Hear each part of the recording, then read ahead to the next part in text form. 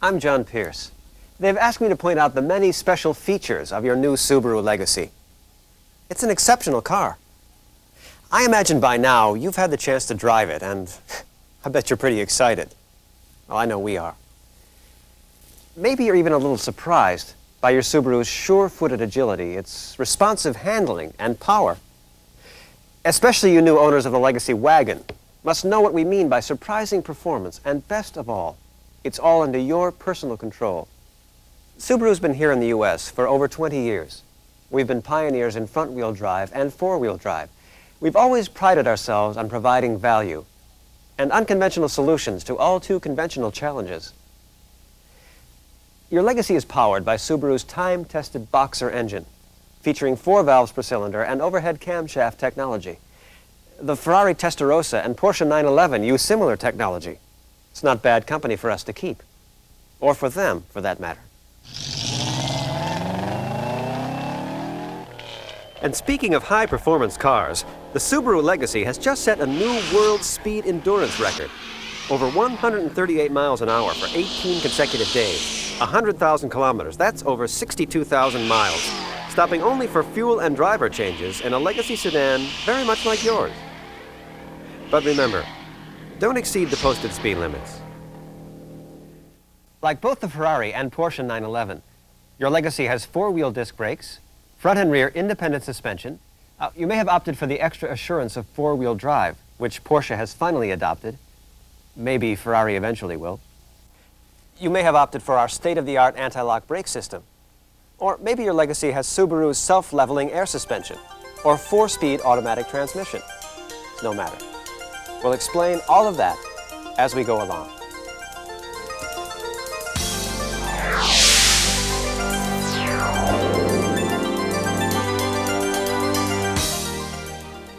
While we feel this video introduction to your new Subaru Legacy will be both helpful and interesting, the best way to really understand its many special features is to carefully read the more detailed owner's manual. Let's take the time to go through its clearly organized pages so you can acquaint yourself with your new car's operation, and you can fully enjoy all that your Legacy has to offer. And remember, the owner's manual is there to answer your questions and to serve as a handy reference guide when you need it. To make this video even easier to use, you'll find a time code in the lower right corner of the screen. You can reference anything in the video by using the index card packaged with the videotape. Maybe we should start here. These keys work all the locks on the car: doors, ignition, trunk, glove box. This one has a light in it to help you open the car at night. This is the valet key. It will not open the trunk or the glove box. It's a good idea to make a duplicate of the submaster key and keep it in a safe place. Now carry the original in your wallet or pocketbook, just in case. And keep the master and the valet keys on your keychain for everyday use. And of course, you'll record the key number. Keep it someplace other than the car. Turning the key part way unlocks only the driver's door. Turning it all of the way unlocks all of the doors if you have power door locks. The driver's door can always be opened from the inside. The other doors must be unlocked first. With power door locks, operating the lock switch on the driver's door locks and unlocks all doors. And the lift gate for the Legacy station wagon. Your Legacy has child safety locks on the rear doors that override the normal locking system. With the child locks on, the door can't be opened from the inside. Use them when children are riding in the rear. When the ignition is turned on, the passive shoulder harness moves out of the way when the door opens and moves into place when the door is closed. It doesn't need any adjustment. Make sure that it's over the shoulder and not under the arm. It combines with a knee bolster and the manually operated lap belt to provide passenger restraint. If the key won't turn easily, try moving the steering wheel a little from side to side to help release the anti-theft steering lock. While adjusting everything else, move the steering wheel out of the way with the lift-up knob. After the lap belt is on, adjust the seat, fore aft first.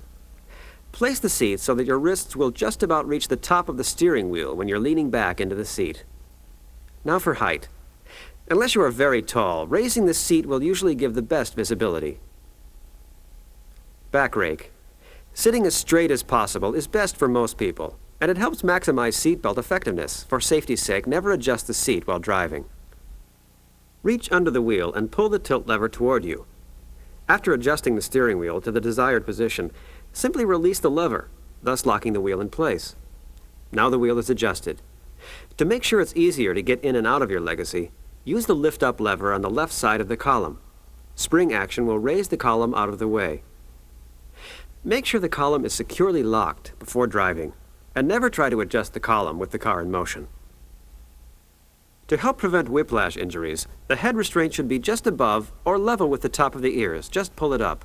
To lower it, push the lock button and the pad down at the same time. Make sure the passenger's head restraint is also adjusted properly. On the LS model, the fore and aft angle of the restraint can be changed with the knob on the side. For more comfort, the LS also has a lumbar support adjustment on the driver's seat.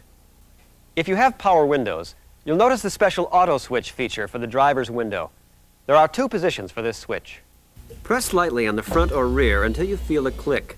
The window will go up or down until you stop pressing. A slightly harder push completely opens or closes the window. Another light touch will stop the window. There is also a lock switch, which keeps all the windows except the driver's from opening or closing, even if the individual switches are pressed. A good safety feature with children in the car. Now, mirrors. Try adjusting it so that it's just a bit to the right of where most people have it. This helps to increase your field of vision. Make sure that it's left on the day position unless the headlights behind you are blinding, and be sure to switch it back when they're not. The outside mirrors should be brought in so that your Legacy is just visible, a reference to help you place objects behind you. Then, swing them out so that your own car is just out of view when you are sitting normally. It all becomes easy if your Legacy has power mirrors. Just select left or right with a rocker switch, then use the 4-way adjust. There are 2 more mirrors which come in handy. LS special touches include lighted vanity mirrors mounted in the sun visors for both the driver and the front seat passenger. Now you're finally ready to start the car. If your Legacy has a manual gearbox, the clutch pedal must be depressed. If it's an automatic, it must be in neutral or park, preferably park, before the starter will work. Your Legacy also has computer-controlled ignition and fuel injection. It doesn't need help, so keep your foot off the gas pedal, unless the weather is very cold, and turn the key to start until the engine starts. If the weather is very cold, well below 0, use a light throttle foot. While the car is starting, notice the warning lights on both sides of the instrument panel. They should light with the key in the on position and go off very soon after the car starts. If they don't light or go off, have your dealer find out why, soon. If your Legacy has an automatic transmission, it features a transmission interlock, which requires you to have your foot on the brake before you can shift out of park. You should brake in your new Legacy for the first 1,000 miles. Try to avoid driving at a steady speed for long periods of time, or lugging the engine. Check engine oil each time you add fuel. Avoid very high RPMs, over 4,000, except in case of emergency. Try to avoid maximum acceleration, slipping the clutch, very rough roads, or any severe use for the first 1,000 miles. Care will give you better performance and a longer car life. Subaru's optional electronically controlled automatic transmission has 4 speeds forward and 1 reverse. 4th is overdrive and a manual mode to give the driver more control. Since the transmission has an electronically activated shifter interlock, if the battery is dead or there is some other electrical fault, the transmission interlock would normally keep the transmission locked in park, which would keep the car from being towed. There's an emergency interlock release just forward of the shift lever at the bottom of its base. After pressing it, the transmission can be shifted to neutral and the car can be moved. The shift lever has a large button near its top, which must be pushed when shifting into or out of park, into reverse from neutral, and when shifting down from 3rd to 2nd. Never depend on park alone to hold the car. Use the handbrake too. The drive range is for all normal driving. The transmission will automatically shift up and down through all 4 forward speeds in drive, with gears selected automatically based on the load on the car and how quickly the gas pedal is depressed. Use 3 for climbing grades. The transmission will downshift to 2 or even 1 if necessary, and will not upshift into 4th unless there is a risk of over-revving the engine. Use 2 for driving through sand or mud, extra engine braking, or climbing steep hills. In 2, the transmission can downshift to 1, which is best for driving up or down very steep grades. You can select the manual mode by using the manual switch located just below the shift lock on the side of the shift lever. The manual mode should be used for mountain driving or driving on slippery surfaces. Push the button again to release manual. If for some reason your car requires towing, it's best to contact your Subaru dealer or a commercial towing service. If not available, follow these guidelines. Release the parking brake, placing the transmission in neutral. Top off the transmission and differential oil levels if necessary. Slowly take up any slack in the tow line. And remember, the ignition switch should be in the ACC position and never on lock while the car is being towed.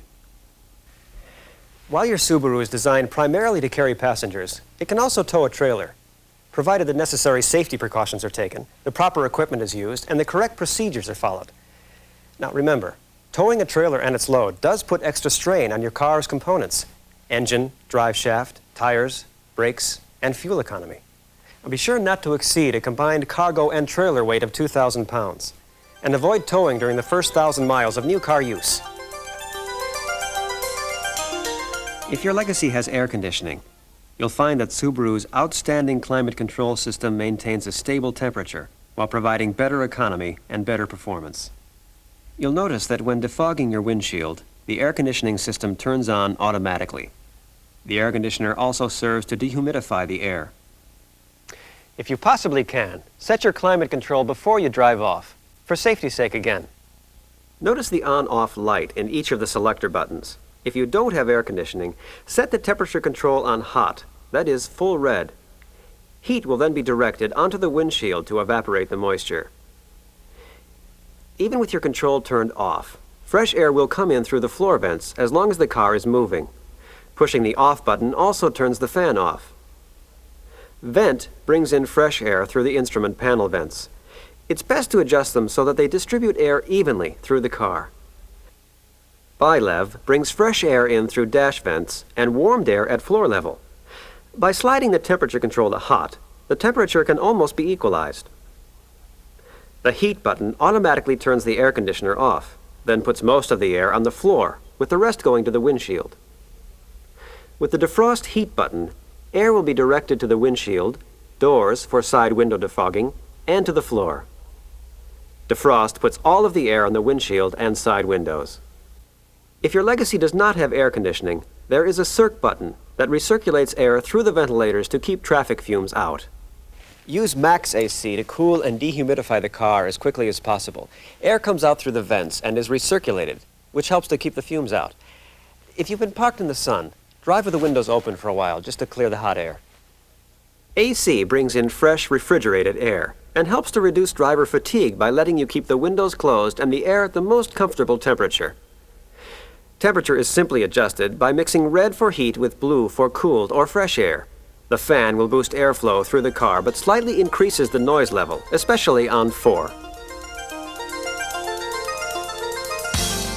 If your Legacy features a sunroof, you'll notice that when you push the Close Down button, a safety feature keeps it from closing all the way. To close it completely, release the switch and press it again. The sun shade will open and close automatically, but you can also operate it manually. To tilt the sunroof, push the up switch. This also lights up an indicator on your instrument panel. The sound system will work with the ignition on, or the key turned to the ACC position. But before turning on the sound system, set the clock by pushing the DISP and H buttons at the same time. This advances the hours. Then press the display and M buttons to advance the minutes. Normally, this will only have to be done when the car is new, or to change for time zones, or if the battery is disconnected for some reason. Also located in the center of the dash is a handy cup holder that slides out for use. Subaru has enhanced your listening pleasure by offering several outstanding sound system choices. You may have the full-function AM/FM cassette combination, or the high-powered 40-watt AM/FM stereo, or the concert hall-sounding 80-watt AM/FM cassette with graphic equalizer. Whatever you have, great music is at your fingertips. The radio can be tuned several ways: by pushing the up or down button, by using the scan function to search for stations, or you can use the preset buttons to store your favorite AM and FM stations. And if you have the cassette tape player, it can be played any time the set is turned on. Your Legacy sound system may come equipped with one of two types of graphic equalizers. The LS comes standard with a preset model, which allows you to select 5 different tone quality patterns, each one specifically suited for one type of maximum sound reproduction: jazz, pop, rock, classic, and news. A push of the EQ button automatically selects the desired tone pattern. A tunable slide bar equalizer comes as an accessory with the L model. You use the slide bar to manually adjust the tone patterns you prefer. Remember that FM programming can be affected by buildings or mountains between the transmitter and the radio, and that the signal may be interrupted as you drive. AM is interrupted by tunnels and electronic interference like high-tension wires and certain kinds of electrical equipment, or even the ignition systems of some vehicles. If you have a manual antenna, make sure it's fully extended and clean. Occasionally wipe the antenna with a cloth and a very light coating of petroleum jelly, and don't forget to retract it when going through the car wash. If you have the Legacy 4-wheel drive LS station wagon with automatic transmission, it will also come with air suspension, which is self-leveling to suit various speed and road conditions. The height control switch will allow you to raise the wagon about 1.5 inches for very rough road conditions, but only at lower speeds. Over about 55 miles per hour, the car automatically returns to its normal height. When your speed drops below 40, the car will rise again. The shocks automatically adjust to help maintain vehicle stability. If you have 4-wheel drive, you will have increased traction in wet weather or dry. Full-time 4-wheel drive, like the Legacy's, is fully automatic and has no special controls. If you must use snow chains, make sure that they are mounted on the front wheels only. Your Legacy is an all-road vehicle rather than an all-terrain vehicle. The cruise control master switch must be on before the stock controls will work. Get in the habit of turning the master switch off after you use cruise control to prevent activating it accidentally. To use the cruise control, turn the master switch on. The light in the switch will be on when the switch is on. The cruise control itself is attached to the right-hand side of the steering wheel, where it can be easily operated by one finger. After accelerating to any speed over 25 miles per hour, press the cruise lever down to set it. The Legacy will remain at the set speed until you touch the brake, or until the road grade gets so steep that the car can no longer hold the set speed. Pressing down again and holding will set the coast mode, which releases the throttle and slows the car. Releasing the switch will reset the cruise control at a lower speed. Lifting the lever after coasting will cause the cruise control to seek a new speed, which may be different than originally selected. For this reason, it is necessary to reset the speed you desire. Lifting the lever and holding it up will accelerate the car. Releasing it will reset the cruise at the new speed. To increase the speed by increments of 1 mile per hour, press the resume switch. To decrease by 1 mile per hour, press the coast switch. Don't use the cruise control on gravel, snow and ice or other slippery surfaces, in heavy traffic, or on any steep up or down grade. With the key on, the stalk on the left-hand side of the steering wheel activates the light switch, the turn signal lever, and headlight dimmer. The headlight flasher will operate with the key off.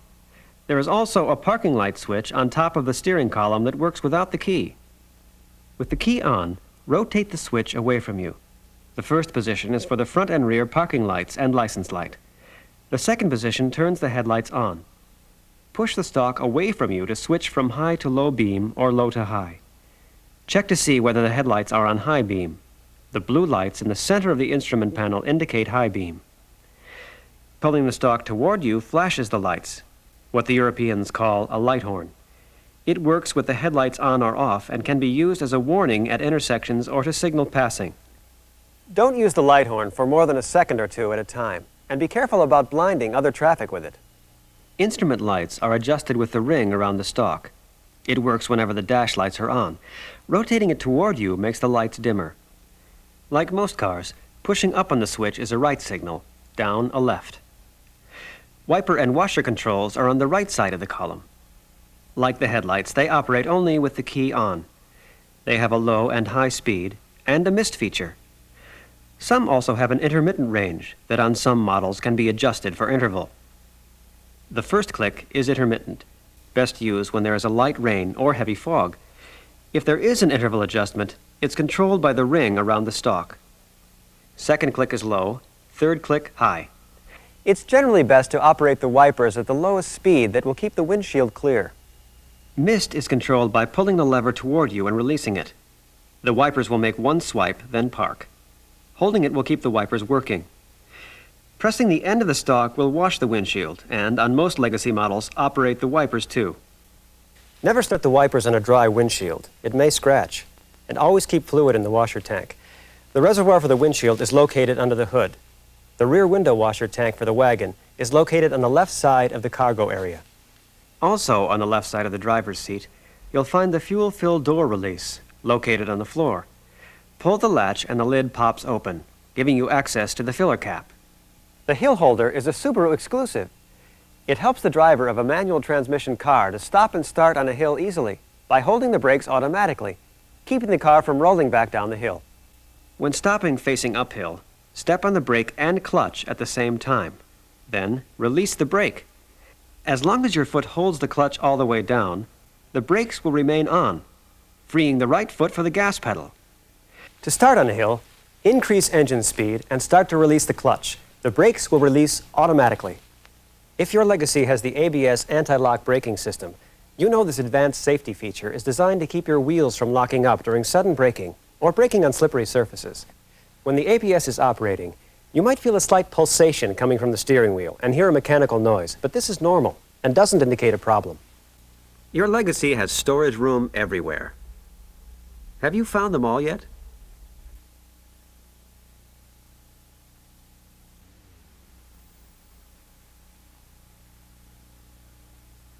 To secure the trunk area, flip the switch on each of the seat back latches to lock them.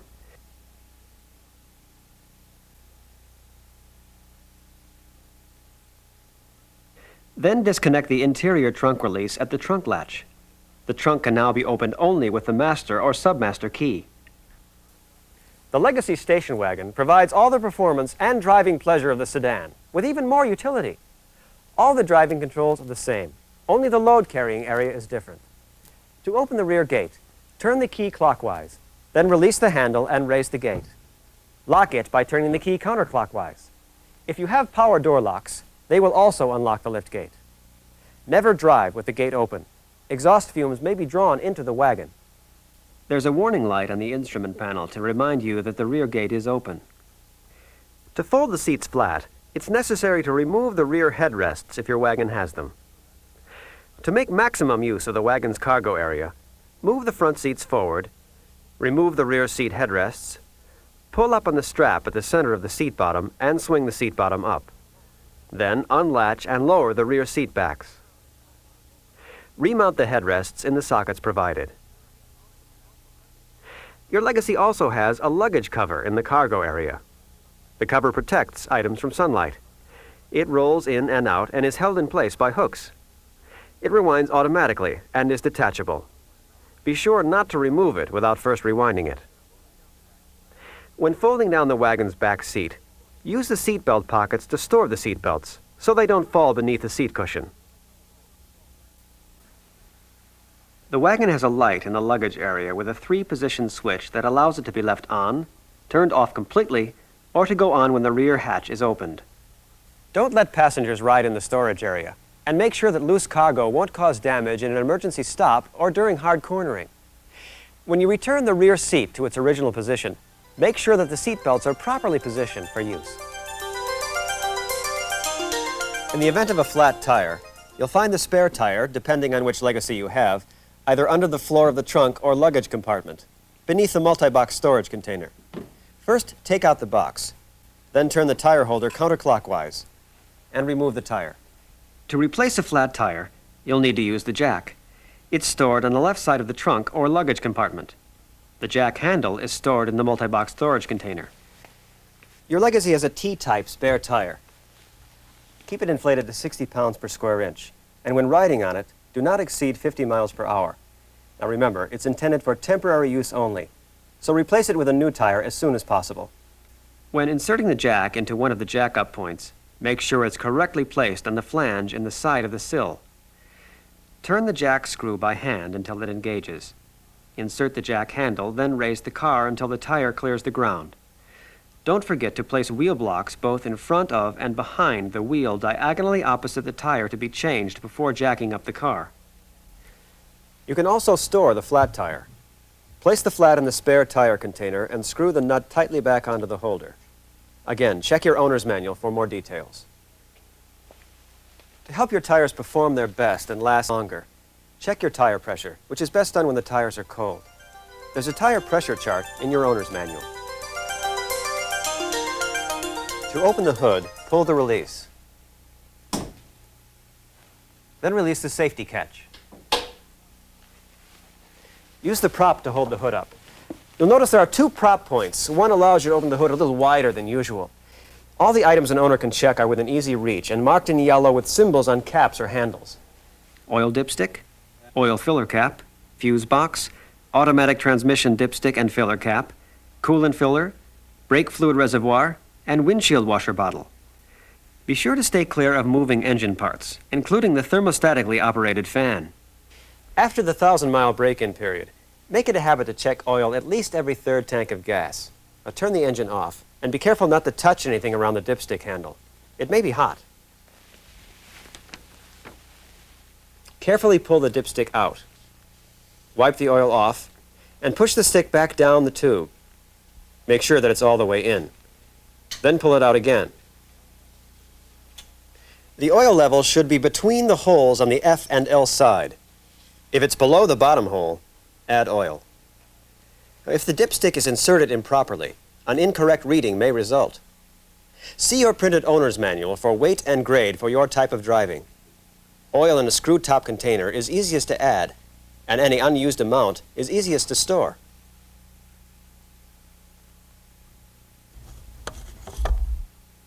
It's unlikely that oil will ever be over the top hole, but if it is, it may indicate a cooling or fuel system problem. See your dealer. The Legacy has a semi-sealed cooling system that should seldom need coolant added. Never remove the radiator cap. Instead, just look at the level of coolant through the translucent tank. Coolant an inch or two below the full mark is fine. If the tank is overfilled, the excess will be forced out when it warms and expands. Be certain that the antifreeze that you use is safe for aluminum. And try to keep the coolant that you add a 50-50 mixture of water and antifreeze. Both the power steering and automatic transmission use Dexron 2 automatic transmission fluid. They must be checked with the fluid warm. You can buy Dexron 2 at your Subaru dealer or at most auto parts stores and filling stations. After the automatic transmission is warm, this will take several miles of driving, put the car on a level surface and place the transmission in park. Keep the engine running and carefully remove the dipstick. It will be hot. Using a cloth or paper towel, wipe it clean. Push it back into the tube all of the way and pull it out again. The fluid should be between the marks. If fluid must be added, add a little at a time by using a long funnel with the tip small enough to fit down the dipstick tube. The power steering is very easy to reach and check. With the engine off, just remove the cap with the dipstick built in. Wipe it, check the level, and add Dexron 2 as necessary, a very small amount at a time. There are marks for both hot and cold fluid levels, but it's best to check it hot. If the automatic transmission or power steering require regular refilling, it may indicate a problem. See your dealer. There is a separate dipstick for the transaxle. Checking and adding lubricant is the same process as for the transmission itself, but the lubricant is different. For the proper lubricant to use, see your owner's manual. The washer tank is translucent, so that just a look is enough to see the level. Don't let your windshield washer tank run out of cleaning fluid. You can damage the washer pump by trying to operate it dry. When possible, use windshield washer fluid from your dealership or an auto parts store. If the fluid isn't available, use plain water, but remember that it may freeze in cold weather and may damage the washer tank. Regular washer fluid has an antifreeze in it. The main fuse box is located in the engine compartment. Its latch is at its rear. There is another fuse box containing fuses for the radio and other equipment located under the dash. A fuse chart showing capacities and locations is inside the fuse box cover.